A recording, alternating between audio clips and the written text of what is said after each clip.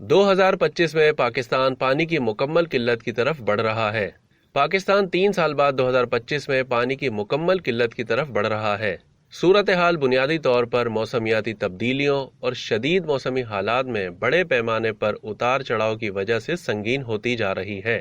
ماہرین کا کہنا ہے کہ پاکستان کاربن چھوڑنے والے ممالک کی فہرست میں شامل نہیں، تاہم اسلام آباد کو آنے والے سالوں میں خود کو مطلوبہ حد میں رکھنے کے لیے اقدامات کرنے ہوں گے۔ یہ موضوع صحافیوں کی موسمیاتی تبدیلیوں کے حوالے سے منعقدہ تربیتی RFI یعنی resilient future international private limited workshop میں زیر بحث آیا، جو SPO یعنی اسٹرینتھننگ پارٹیسپیٹری آرگنائزیشن کے زیر اہتمام ہفتے کے آخر میں اسلام آباد میں منعقد کی گئی۔ بین الاقوامی موسمیاتی تبدیلی کے ماہر اور RFI کے CEO آفتاب عالم نے بتایا ہے کہ پاکستان نے 1990 میں پانی کے دباؤ والے ملک اور 2005 میں پانی کی کمی والے ملک کی لکیر کو عبور کیا۔ اگر یہ صورتحال تبدیل نہیں ہوتی تو 2025 میں مکمل پانی کی قلت ہوگی۔ اس طرح کی صورتحال تباہی کی ضامن ہے۔ زرعی اور صنعتی شعبوں میں واٹر انٹینسو پروڈکشن سسٹم کو واٹر اسمارٹ سسٹم میں تبدیل کیا جانا چاہیے۔ حکومت، ماہرین تعلیم، ارکان پارلیمنٹ اور سول سوسائٹی کی تنظیموں کے اجتماعی اور باہمی تعاون کی ضرورت ہے۔